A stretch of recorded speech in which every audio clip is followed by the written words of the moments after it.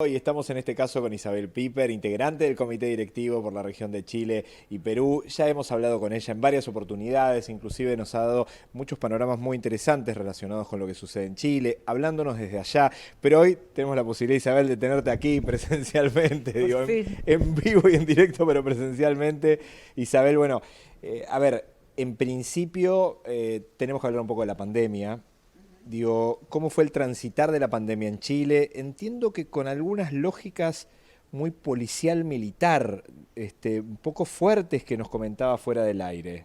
Exactamente, bueno, ha sido como la tónica bastante del Chile de los últimos tiempos, por no decir del Chile desde la dictadura en adelante, que ha sido con mucho control policial, incluso con control militar, con una forma de control o estrategias de control político disfrazados de control pandémico. O sea, la pandemia dio la excusa perfecta para poder justificar o legitimar ciertas formas de control. Por ejemplo, la existencia de un toque de queda, principio a las 8, pues a las 10, a las 12, variable, pero muy temprano, durante casi 2 años, cuando no se justificaba lo más mínimo desde el punto de vista sanitario que hubiese un toque de queda.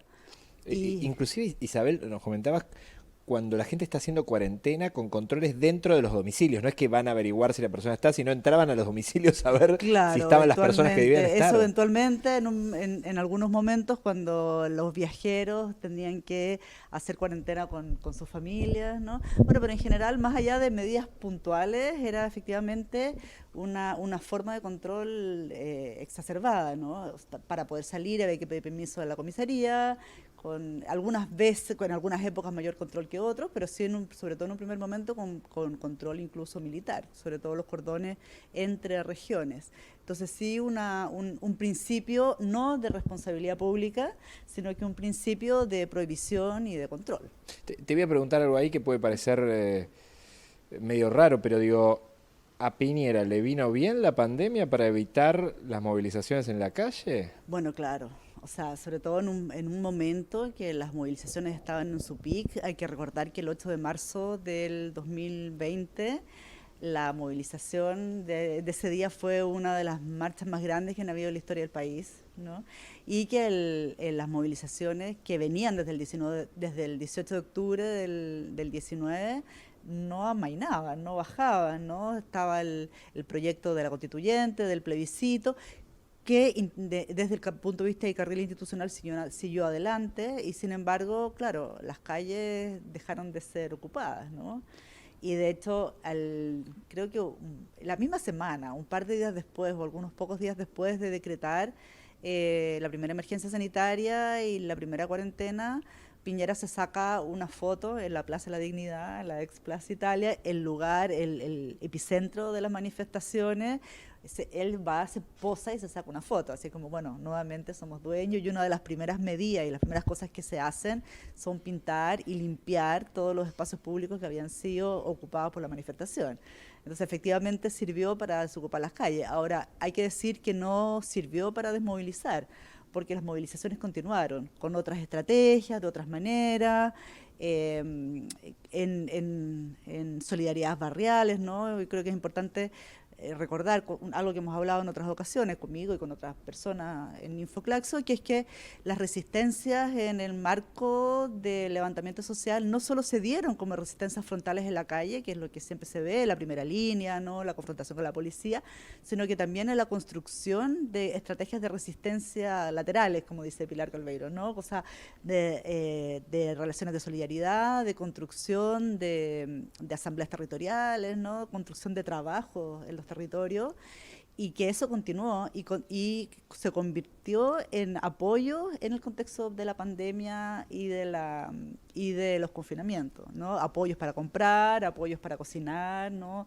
Relaciones de solidaridad que, como decíamos, pueden ser entendidas como formas de resistencia laterales y también un cuestionamiento permanente de las cifras, de las medidas del gobierno, ¿no? Un rol muy fuerte por parte del Colegio Médico y su dirección, que, bueno, no hay que ser mecanicista y decir, bueno, eso fue causa de la revuelta, pero evidentemente había un contexto de movilización que no permitió que el gobierno aplicara medidas sin, o sea, como de manera sin cuestionamiento, de manera crítica. Isabel, en este tiempo, desde ese octubre de 2019, Chile pasó de ser el país vedette del neoliberalismo, que nosotros lo dijimos varias veces, como ese espacio en los departamentos que te muestran cuando uno va a ver si va a comprar. El piloto, sí. Claro, entonces te lo muestran y todo parece funcionar bien, pero no se te ocurra ir al baño porque no funciona, la cocina no funciona, todo tiene problemas, pero parece ser increíblemente funcional, divino, hermoso, no lo era. Entonces pasó de ser eso a ser un poco la línea de lucha contra el neoliberalismo, de que las cosas en los terrenos al parecer más adversos se pueden cambiar. Eh, por ahí la consulta que queda después de todo este tiempo es, ¿son líneas profundas? ¿Son cambios que entendés que pueden continuar? ¿De qué depende esa continuidad de estos cambios en profundidad? Porque cuando uno ve algunas encuestas que uno podría descreer de la veracidad que tienen, uno ve que algunos candidatos de la extrema derecha parecieran estar bien posicionados. Entonces uno piensa, ¿hubo realmente un cambio en profundidad que permite pensar en algo duradero? Bueno, es difícil contestar esa pregunta sin el deseo de decir que sí, claro, por supuesto, y convertir el deseo en una bandera de lucha y en una voluntad. Y no lo puedo evitar, decir que bueno, eso espero que sí, tratando de responder desde mi rol académico. Pienso que hay que mirarlo en distintas dimensiones, que un punto tiene que ver con la dimensión político-institucional. Creo que en la dimensión político-institucional podrían haber cambios. Creo que la convención constitucional que está funcionando muy bien, muy seriamente, ¿no? Con mucha responsabilidad, yo creo que, y de manera participativa, abriendo canales de participación, tensionando y logrando ampliar ciertos límites impuestos previamente, creo que son una ganancia simbólica y una ganancia institucional. Evidentemente creo que van a producir un texto constitucional que espero sea aprobado sin problema, espero, porque no hay que mirar no hay que, ¿cómo se dice? No hay que quitarle importancia a la fuerza, hay que minimizar, ¿no? Las capacidades que tiene la derecha de resistirse al cambio, que eso puede significar. Pero creo que ahí hay un aporte institucional importante que espero que las instituciones políticas sean capaces de tensionarse, de dejarse tensionar por eso. Pero, como hemos hablado otras veces también, y se dice mucho en los movimientos sociales, el proceso constituyente trasciende con mucho a la Convención Constitucional. Y hay un proceso de deliberación, de debate, de construcción de relaciones sociales y políticas distintas, como veníamos hablando recién, ¿no? De resistencias laterales que están construyendo otras formas de relación social, y que yo creo que eso sí es algo duradero, ¿no? Es algo duradero en el sentido que tiene su dinámica, que tiene sus picos, sus momentos más activos, sus momentos menos activos, y que sin embargo es la experiencia de otra forma de relación social, ¿no? Por ahí durante la revuelta, en esa época, habíamos quienes decíamos que estábamos viviendo una experiencia revolucionaria, que no era una revolución, pero era una experiencia revolucionaria, y vivir esa experiencia evidentemente abre la posibilidad, o sea, corre los márgenes de lo que es pensable, hay un ejercicio de imaginación política que genera deseos, genera voluntades políticas, ¿no? Y genera la posibilidad de imaginar otro país, y un país en el cual sí las calles pueden ser del pueblo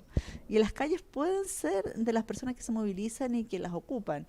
Y una vez vivida esa experiencia, es difícil volver a encerrarse en el centro comercial o volver a encerrarse en la casa. A pesar de la pandemia, porque cada vez que se sueltan un poquito las medidas, vuelven a haber movilizaciones. Siguen habiendo, no son de la misma magnitud, no tienen la misma fuerza, sin embargo, siguen existiendo. Por eso que decimos nosotros que el proceso constituyente no se queda en la Constitución, ni se acaba en el texto constitucional. Y yo le tengo fe a eso, fe y ganas. Ahora, por supuesto que los sectores dominantes y los sectores dueños del país no están dispuestos a soltar de cualquier manera, ¿no? Y por supuesto que están también viviendo la misma experiencia, o sea, están viviendo la experiencia de que se pone en riesgo su situación en el país, ¿no?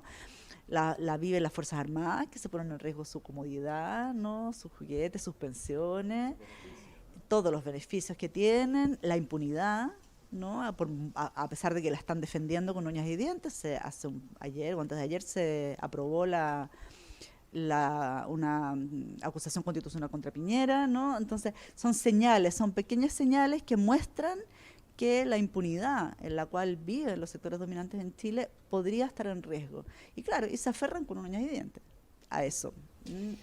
Eh, Pensaba mientras que te escuchaba, recordaba ese Otro Mundo es Posible. Digo que claramente las calles en Chile parecen revitalizar esas posibilidades, pero reflexionando más hacia la conferencia, hacia la novena conferencia, a realizarse en junio del 2022 en México, la conferencia de Claxo, que refiere a las tramas de las desigualdades. Entiendo que muchas de estas cuestiones están evidenciadas no solo en Chile, sino en Argentina, en Uruguay, en Ecuador, en México también. ¿Cuál es la importancia de la conferencia, de pensar sobre las tramas de las desigualdades, luchas, saberes, transformaciones? Bueno, tremendamente importante. Yo creo que es la articulación de los distintos sufrimientos de nuestros pueblos, ¿no? De las distintas padecimientos, pero también de las distintas voluntades, porque no es solo Chile país que ha vivido levantamientos sociales en esta última época, ¿no? Son varios, ¿no? Es Ecuador, es Colombia también, ¿no? Quizás con quien más hemos dialogado ha sido con Colombia, con distintos, los estallidos han sido distintos, el devenir, las revueltas, algunos han desarrollado propuestas, otros menos, Perú también. Sin embargo, creo que es muy importante encontrarse y discutir sobre eso y articular propuestas comunes, ¿no? Articular voluntades y pensar conjuntamente esto de que en realidad nuestros países, los más neoliberales, ¿no? Donde menos se veía posibilidades de que fuera a pasar algo, en Chile, en Perú, ¿no? Efectivamente sí pasa, ¿no? Y creo que es muy importante el espacio de la conferencia como un espacio de encuentro de las organizaciones sociales y de cualquier persona interesada, ¿no? En poder pensar nuestras sociedades y dialogar entre ellas. Y sobre todo a quienes trabajamos en el mundo académico, que tenemos el deber de hacerlo.